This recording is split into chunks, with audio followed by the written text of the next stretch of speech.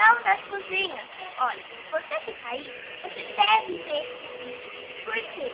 Isso é ótimo. Olha o chão. Olha o chão como está limpo. Limpo, perfumado.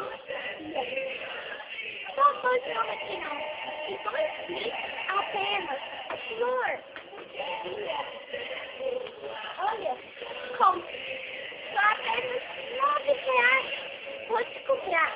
Ou se não, mas foi o preço mais baratinho. R$ 100. Nada de bom. Então, ela comprou. E como que foi essa casa? Como que tá?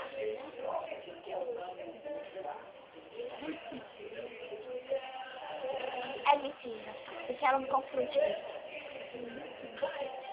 É muito bom. Olha, pode ter certeza. Acorda, menina! Esse